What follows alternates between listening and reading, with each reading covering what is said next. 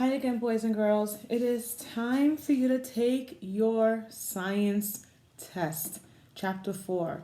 If, don't take out your test yet, but later on, after this video, here's what I think you should do.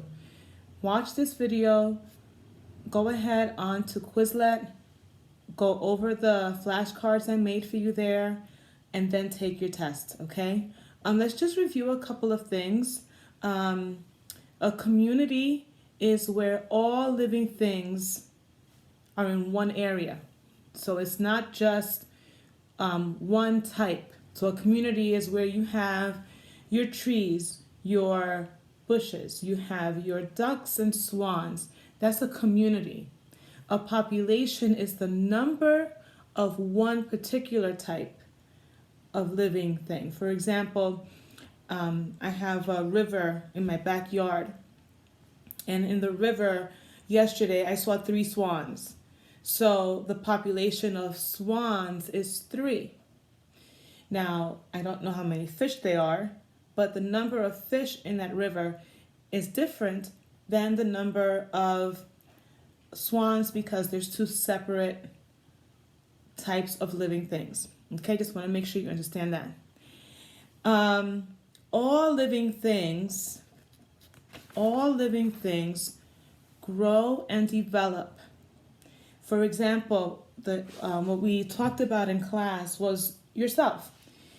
You have grown from the time that you were born to now, and you will continue to grow and develop into an adult, and that everyone goes through that process. If you have ever had a puppy or a kitten at home, you would notice that they grow from the time that they're little puppies, little baby animals, to their adulthood. All living things grow and develop, okay? Very good.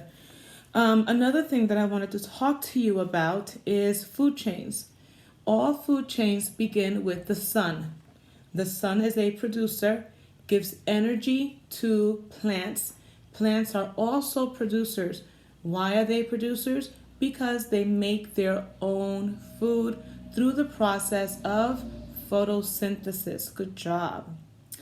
At the fall, Adam's sin brought what to the world? It brought death. And that was a big change to the ecosystem.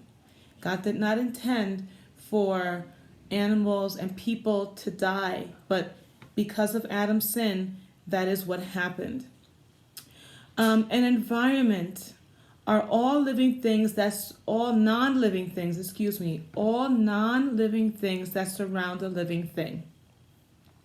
So for example, the air, the weather, the temperature, soil, water, rocks, those are part of the environment because they help all living things. They surround all living things. A consumer is a living thing that eats in order to get energy. So animals and people are consumers. Producers, as we just said before, make their own food. And decomposers, they break down dead things and wastes, such as earthworms, mushroom. Those are all decomposers. All right? All habitats include food, water, and shelter. Right? All habitats include food, water, and shelter. Now, the difference between a food chain and a food web is that a food web is a combination of many food chains. Okay?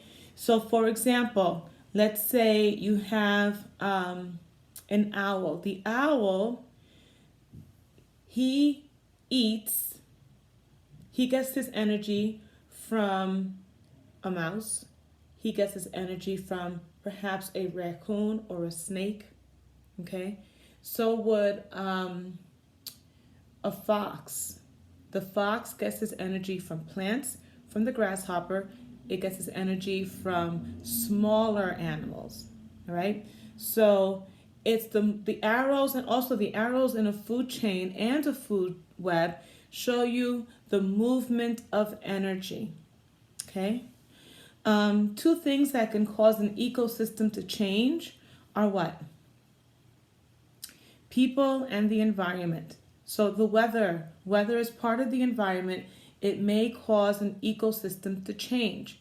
People, whenever they chop down too many trees or do something irresponsible and cause a brush fire, or hunt or fish animals that are not supposed to be hunted or fished, they can cause a change to the ecosystem. All right.